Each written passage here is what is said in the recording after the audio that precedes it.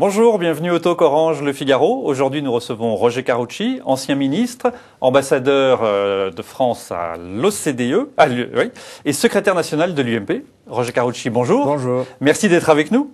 Nicolas Sarkozy a procédé dimanche à un remaniement. Parmi les ministres dont il s'est séparé, Brice Hortefeux, qui est un de ses amis proches. Et un des miens. Et un des vôtres. Pourquoi, selon vous, s'est-il séparé de Brice Hortefeux ? C'est pas séparé de Brice Hortefeux.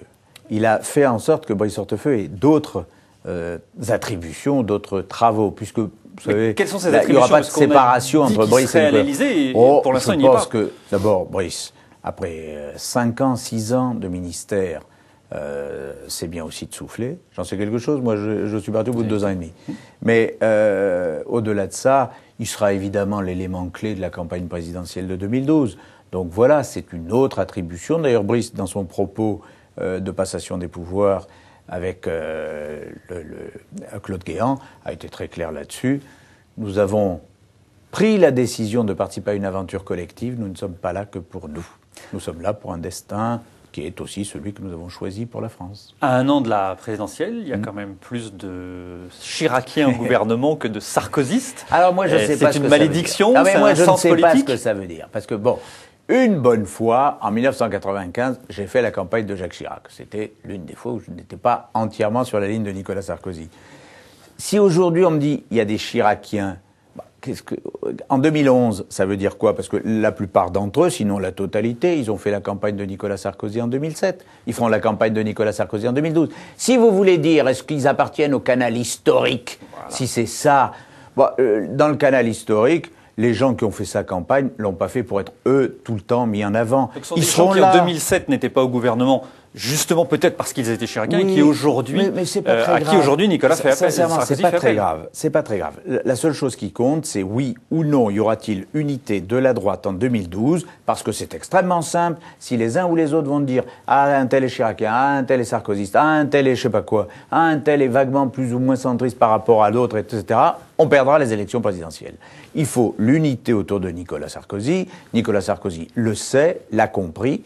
Ses amis de tout temps restent ses amis et ses soutiens pour la prochaine campagne des présidentielles, et les autres, dans l'unité, feront la campagne aussi. En donc 2012, où on dit Nicolas Sarkozy sacrifie ses amis, mais non, ça n'a pas de sens. D'abord parce que nous serons là dans la campagne présidentielle. Moi, j'en ai parlé avec lui, les choses sont très claires, je suis plus au gouvernement, très bien, mais enfin très bien, j'aurais préféré y rester. Mais c'est pas le sujet. Le sujet, c'est de se dire, on participe à un combat politique qui est le nôtre et on continue pour 2012. Mais en 2012, il n'y aura pas de Chiraciens, il n'y aura pas de sarkozystes, il y aura les soutiens du président de la République. Voilà. Donc à partir de là, tout le monde est d'accord pour dire Nicolas Sarkozy est notre meilleur candidat, quelle que soit l'origine des uns ou des autres. Alors, et il faut qu'il soit largement en tête pour gagner au deuxième tour. Vous parlez de combat politique. L'UMP va lancer un débat sur la laïcité, un débat qui divise au sein de l'UMP. Dans la majorité, puisque le nouveau centre, par la voix d'Hervé Charette, a fait savoir qu'il était hostile à ce débat. Vous comprenez les réticences de ceux qui sont hostiles? Je comprends le fait que, partis sur de mauvaises informations, certains aient une mauvaise appréciation. Parce qu'on a dit ça va être un débat sur l'islam. Un peu style de ce qui se fait là, par exemple. En ce moment, il y a une commission à la Chambre des représentants américaine sur l'islamisme radical. Alors évidemment, si on faisait ça, je comprends très bien la réaction. Ça n'est pas ça. On dit simplement, est-ce qu'on peut faire, oui ou non, dans ce pays, une convention sur la laïcité? Moi, je suis un pur produit de l'enseignement laïque. Et j'ai enseigné très longtemps dans l'enseignement laïque et républicain. Et je dis simplement, il y a eu l'affaire de la burqa, il y a un problème sur le financement des lieux de culte, il y a un certain nombre de débats. Est-ce que, par exemple, encore aujourd'hui, Luc Châtel dit non, les personnes qui accompagnent dans les sorties ne peuvent pas porter la burqa, ne peuvent pas porter le voile, c'est pas possible. On sent bien qu'il y a un débat sur la laïcité. Regardez le nombre de villes qui concerne la religion musulmane. Mais au fond, tous les exemples que vous donnez pas concernent... seulement, mais moi, par exemple, pardon de vous le dire, j'appartiens à la communauté juive. Très bien. Quand le président de la République dit il y a les racines chrétiennes de la France, mais c'est parce que nous sommes sûrs de notre identité que nous pouvons être divers, tolérants, ouverts. Mais je suis entièrement d'accord. Qui peut dire qu'autrefois, la France était fille aînée de l'Église, donc les racines chrétiennes, elles existent. Pour autant, c'est parce qu'il y a ces racines chrétiennes que la République doit être neutre. Que la République doit non pas être contre les religions, mais doit accepter toute la pratique des religions. Et il faut simplement que la République puisse faire en sorte que chaque religion puisse être organisée, puisse être en France, de France, et quelle que soit la religion. Marine Le Pen était sur Europe 1 ce matin, je vous propose de l'écouter. Je défends la laïcité, mais tous ceux qui veulent voir modifier la loi de 1905, qui veulent voir financer les mosquées par les contribuables, qui n'ont qu'à voter UMP. Tous ceux qui ne veulent pas doivent voter Front National. Oui, bon, c'est Marine Le Pen. Bon, elle a raison, elle est sur son créneau, elle va aller chercher à faire peur, à faire des voix et tout. Il n'est pas question de changer la loi de 1905, il est simplement question de dire, est-ce que oui ou non, on peut... Benoît apparu au gouvernement a laissé entendre qu'il était favorable. C'était une opinion personnelle, ça n'est pas l'opinion de l'UMP. Voilà, l'opinion de l'UMP, elle va se faire dans la Convention, on va regarder les choses, et moi je me sens parfaitement laïque et républicain.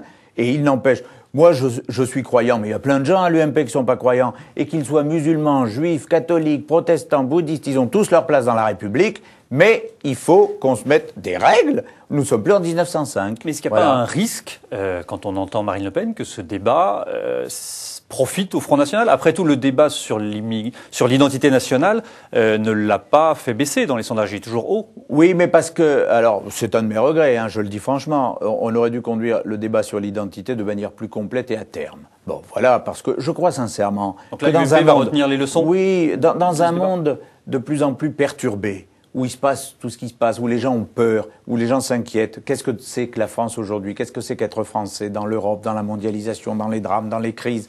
C'est bien de se dire, voilà notre identité. C'est une identité ouverte, tolérante, républicaine, mais il faut qu'on ait un destin commun. Et pour avoir un destin commun, on peut se parler. Jean-Marc Ayrault était à votre place hier, président du groupe socialiste à l'Assemblée nationale. Il vous parle, il vous a posé une question, je vous propose de l'écouter. Alors, bon.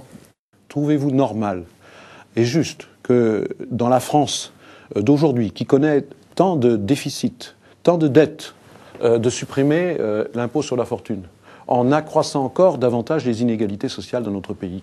Allez-vous vous engager pour soutenir la suppression de l'impôt sur la fortune, ou est-ce que vous allez au contraire dire « halte là, ne commettons pas cette erreur fatale » Alors François Fillon ce matin ne parlait pas de suppression, mais de relèvement du seuil. D'aménagement. Ouais. Oui, d'abord, premier point, François Fillon a clairement dit on supprime le bouclier fiscal. C'était la revendication première de la gauche, et j'aurais aimé que la gauche dise clairement, tiens, voilà, ça va, bon, très bien. Deuxième élément. C'est pas un renoncement par rapport aux promesses de 2007? Non, parce que la crise financière... C'était dans la campagne de Sarkozy. Oui, mais si vous voulez réaménager l'impôt sur la fortune, on n'a pas dit supprimer, on va voir ce que donnent les débats dans les semaines qui viennent, mais le premier élément, c'est un réaménagement avec, on relève les niveaux, on va faire en sorte que sur les 600 000 foyers, il n'y en ait que 300 000 qui payent l'impôt sur la fortune, donc les classes moyennes supérieures, si je puis dire, vont être exonérées de l'ISF.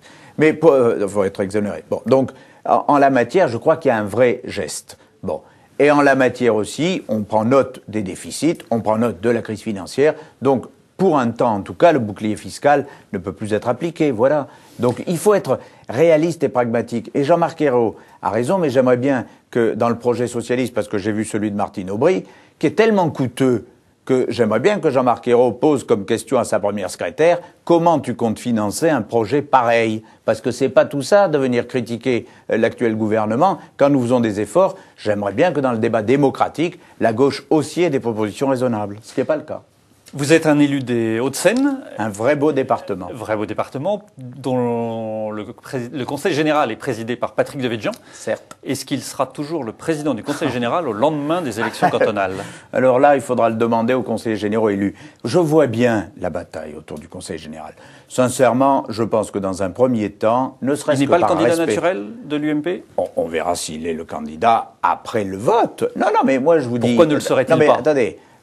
la première étape, c'est l'élection par les citoyens. Les citoyens vont élire leurs conseillers généraux. Ensuite, il faut dire les choses, ils seront 28-30 dans la majorité départementale. Seuls ces 28 ou 30-là votent pour le président du conseil général.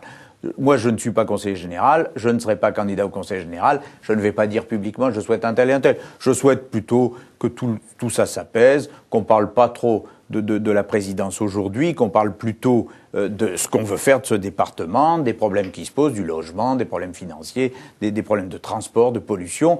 Et puis, il sera toujours temps, si nous avons ce qui est, à mon sens, un objectif, garder une majorité large, eh bien cette majorité large se réunira, trouvera le meilleur candidat, et voilà. Mais il ne faut pas personnaliser les problèmes. Moi, j'ai dit ce que j'avais à dire sur la présidence de la fédération UMP. Je m'étais exprimé clairement pour Jean-Jacques Guillet parce que j'estimais à l'époque que Patrick Devedjian ne pouvait pas être président de la fédération, président du conseil général, ministre, président de... Bon, c'était trop. Aujourd'hui, il n'est plus que président du conseil général. Alors là, c'est les conseillers généraux qui vont dire, voilà, est-ce que le job a été fait? Oui, comment? Très bien, on reste. S'ils considèrent qu'il faut une nouvelle étape... Mais sa reconduction n'est pas naturelle, ce que vous dites aujourd'hui. La reconduction de personne n'est naturelle après une élection. Il y a une élection... Il y a un président sortant, on peut... Oui, mais il y a une élection, c'est les conseillers généraux qui, se réunissant avec Patrick Devedjian, avec les nouveaux élus, décideront, mais il faut laisser la sagesse faire. La sagesse.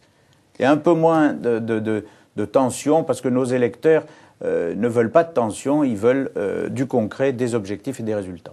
Roger Carucci, merci d'avoir répondu à nos questions. À demain pour un nouveau talk.